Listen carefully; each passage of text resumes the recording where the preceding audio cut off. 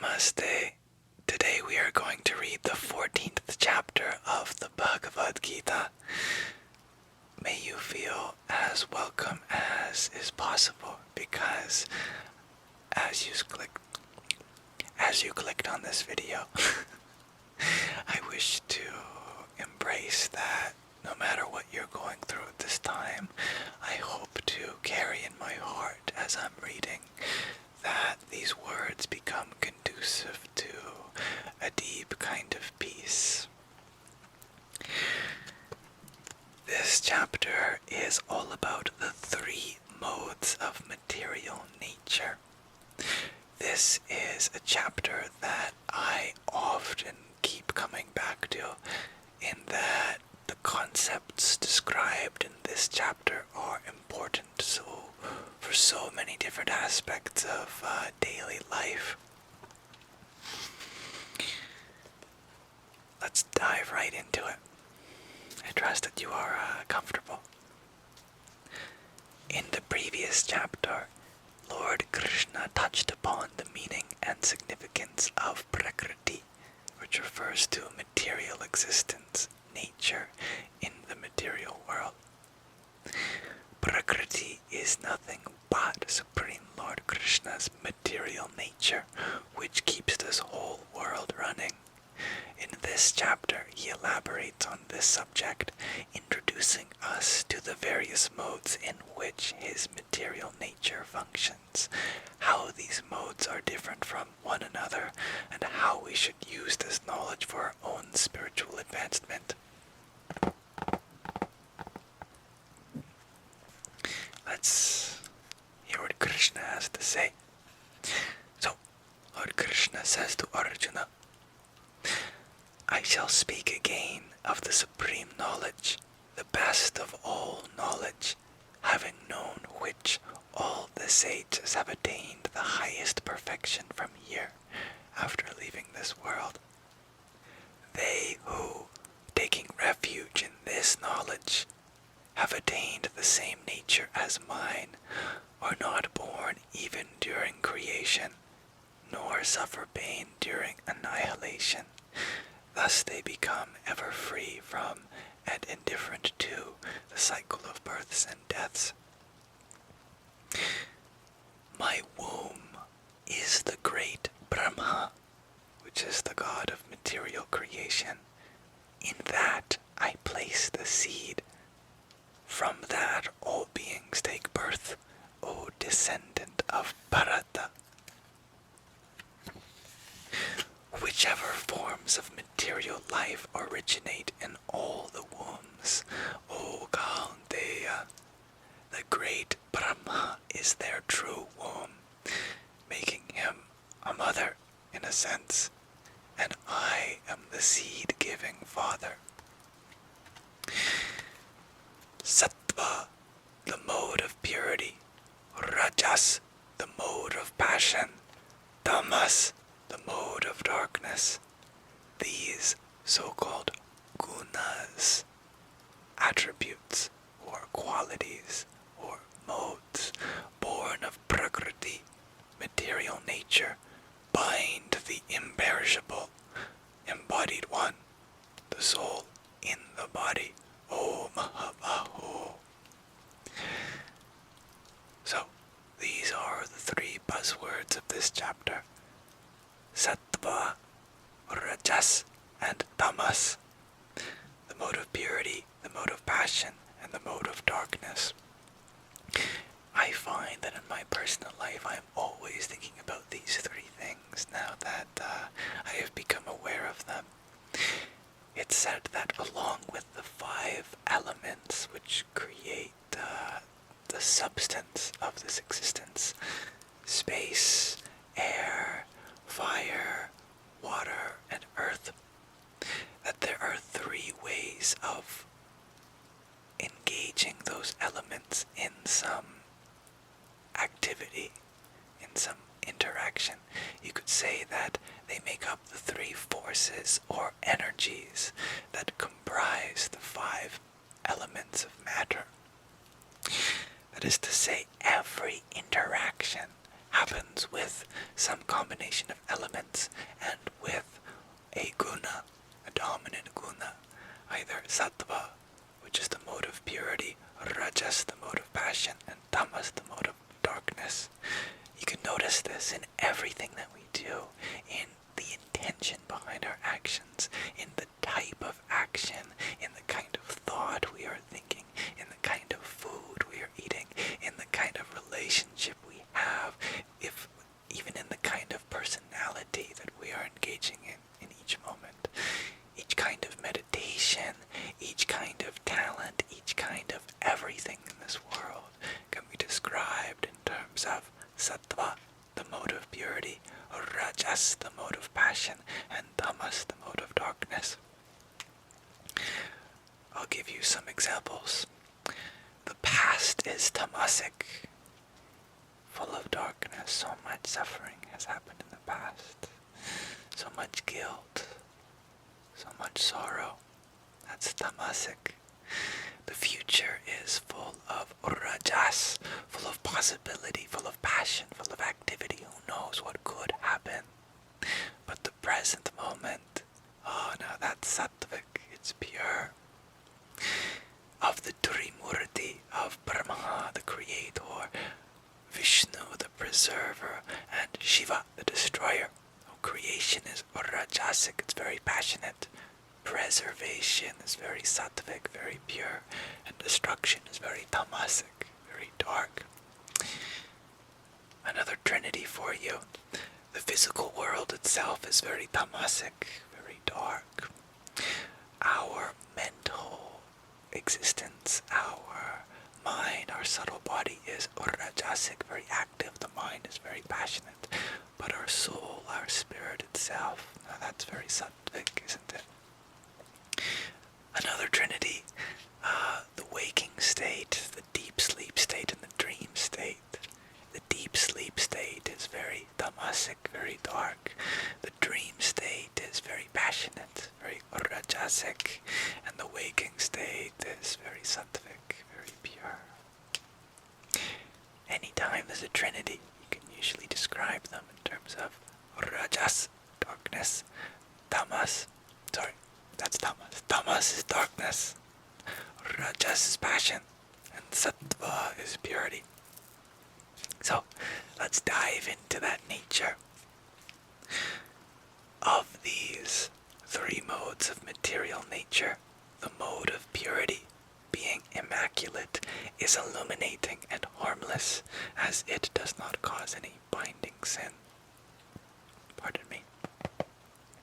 It, however, binds the soul to the material world through attachment to material happiness and attachment to knowledge. Oh, ananga.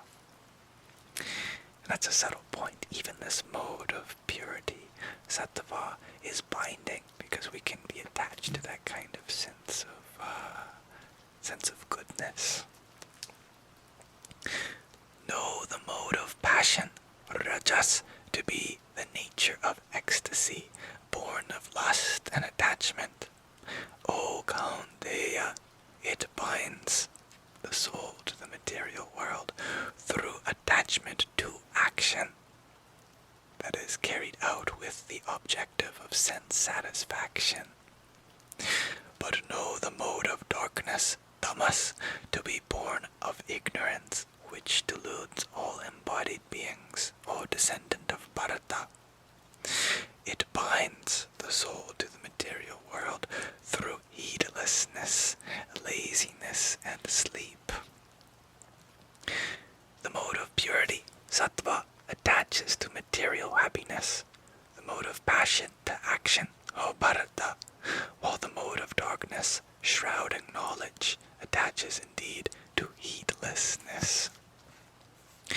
O descendant of Bharata, purity rises in overpowering passion and darkness in one's mind.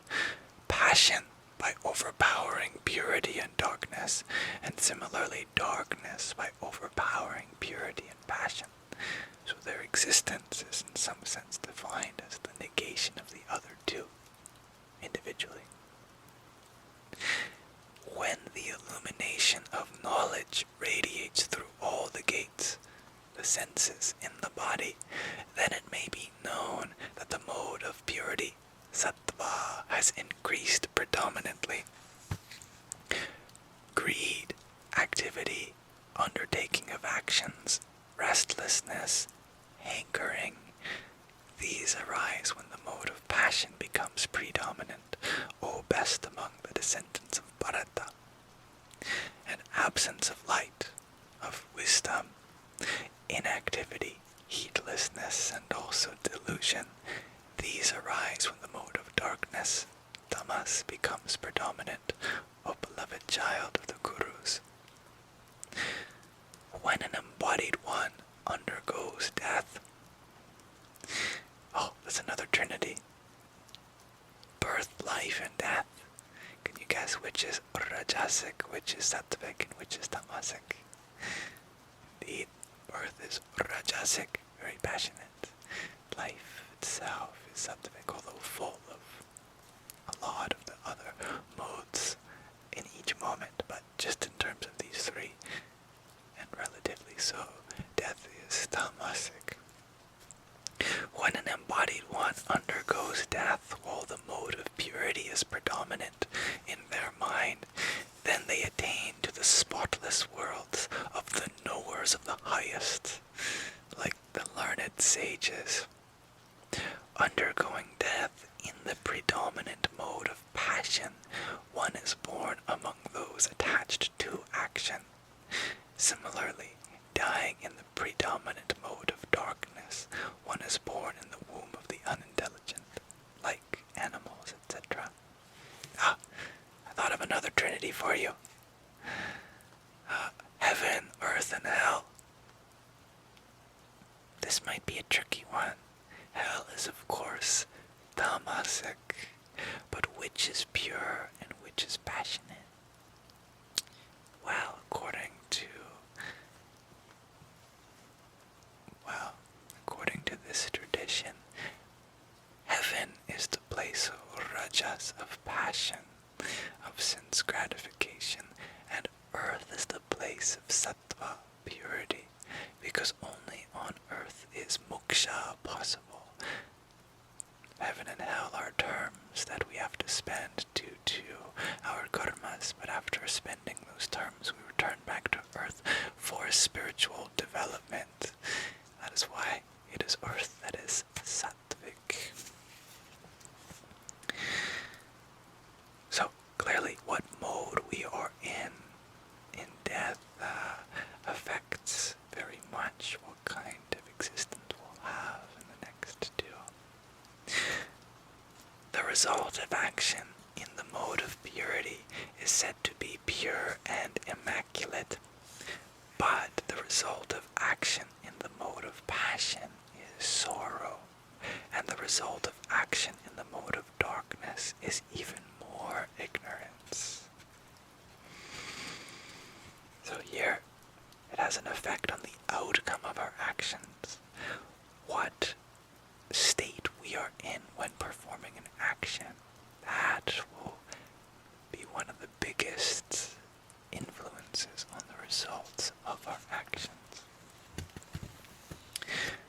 So it's very good to make important decisions from a state of sattva, of purity. From the mode of purity arises knowledge. Greed, surely, from the mode of passion, and heedlessness, delusion, and also ignorance, verily, from the mode of darkness. Those who are situated in the mode of purity go upwards towards the heavenly planets. Those who are situated in the mode of passion dwell in the middle, in the earthly planets, and those who are situated in the abominable mode of darkness go downwards towards the hellish planets. Here Krishna is correcting me. Just a minute ago, I tried to make a point of earth being the sattvic place and heaven being the rajasic place. I am wrong. I am sorry, but I'm very grateful that Krishna has corrected me. Always very humbling. Alright.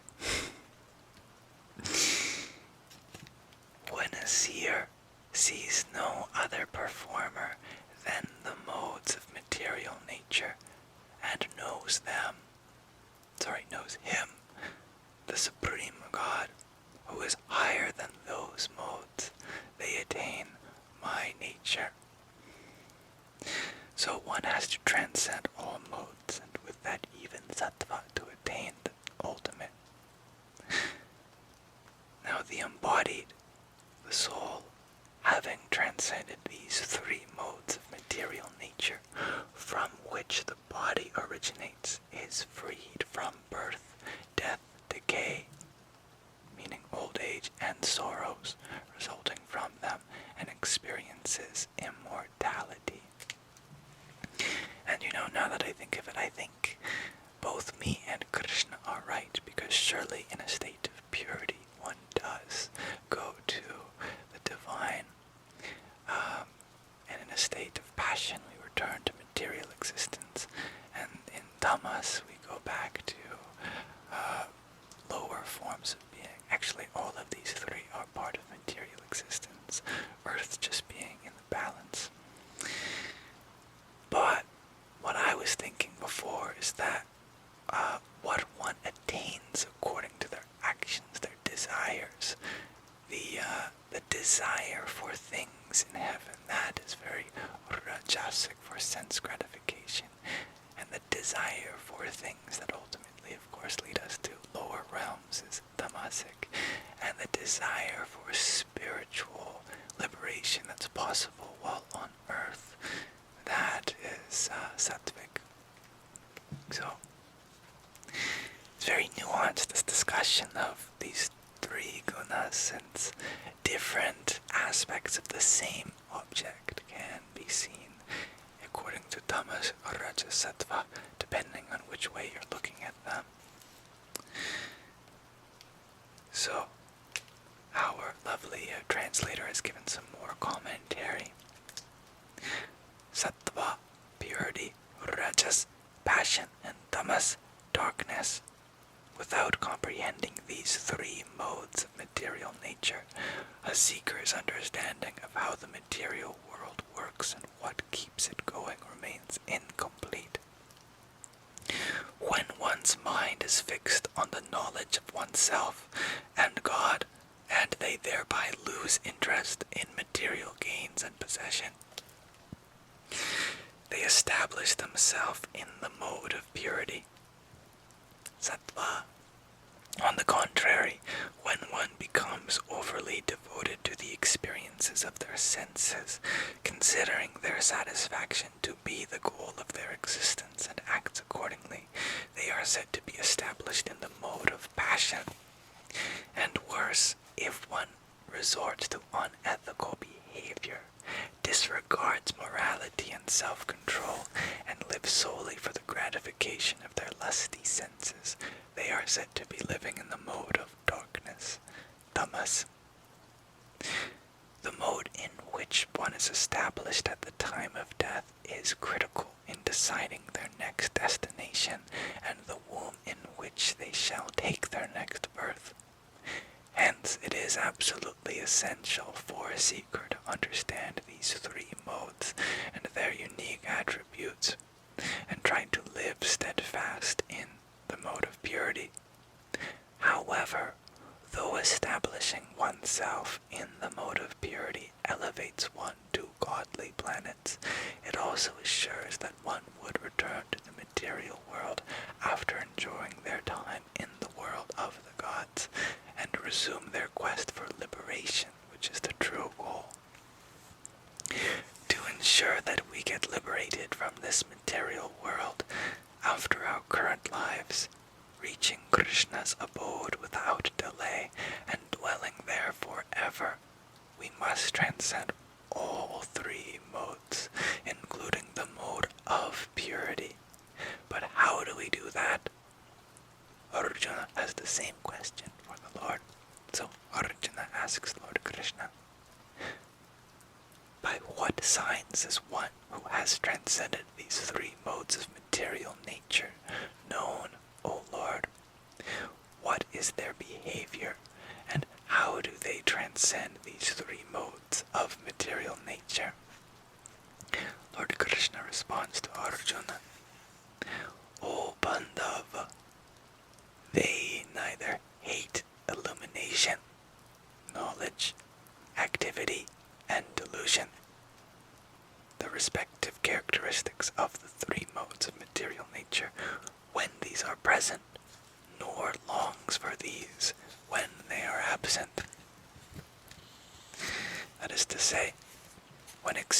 experiencing tamas, darkness, we allow it to be there, and we wouldn't wish to replace it in this moment with rajas or sattva.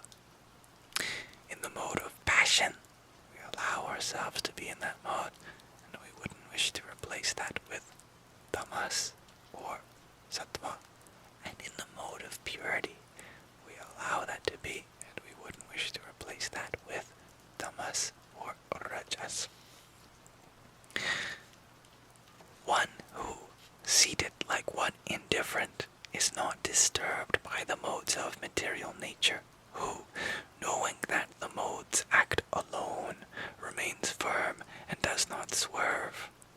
Alike in sorrow and happiness, situated in the self, the knowledge of being a soul, to whom a lump of earth, stone, and gold are the same, to whom the pleasant and unpleasant are the same, equally firm in criticism and praise of oneself, who is same in honor and dishonor, who is equally on the side of a friend and a foe, who has abandoned all undertakings with a desire for rewards.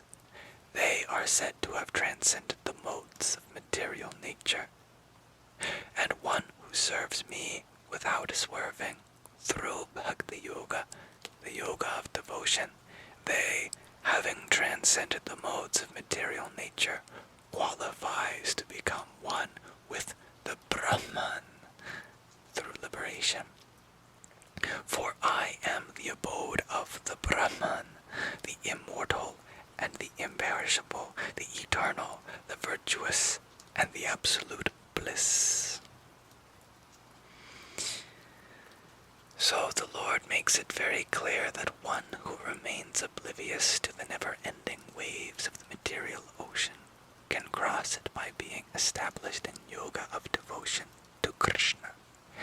An intelligent person who understands the meaninglessness of the ebb and flow that defines this material world and constantly remains unconcerned about it, always engrossed in worshipping the Lord, will undoubtedly reach his abode. Thus we conclude our chapter number 14. Thank you for listening. This is one of the most important chapters for me, as I said before, it's one that I find very applicable. I think about it in even the littlest of interactions. Like, I was thinking the other day how I forgot something inside my house, and so I went to go get it. And I thought even the way I walk into my house can be of the three modes of material nature. I could walk in begrudgingly and angry and sad and disappointed in myself, and that would be tamasic. Or I could run in there, rushed, oh my goodness, I can't believe I forgot that, let me quickly grab that. That would be rajasic. Or I could calmly walk in, allow myself to have made that mistake, and that would be sattvic. So many ways in which we can apply this to everything we do, and I love that very much. I thank you very much for listening. Another point I wanted to make is that there's a subtle theme which I don't know if you picked up on while we read this, and it's that these are uncontrollable in many aspects, that rajas, tamas, and sattva are not something that we can always control, that they are independent in some sense, that Lord Krishna has given them an innate way of conducting themselves, and so the material world is dominated by these three modes, and they're not working.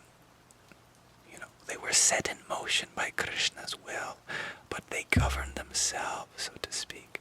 So there's no way to intercede, but we can transcend them in other ways by not being attached to them and accepting their existence. It helps us let go of many maybe vices, maybe grudges is the word, against people. For example, we realized that they were in the mode of tamas in that moment, and in that moment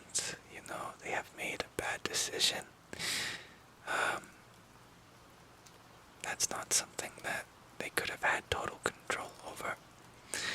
So too, we can forgive ourselves. Of course, this is not to say that it never justifies anything that does happen during these three modes of operation, but we can understand how someone under the influence of rajas, tamas, or sattva would work in a certain way. Yeah, but thank you again for listening. I'm very happy to have this space where I get to share such a beautiful scripture. I hope that my reading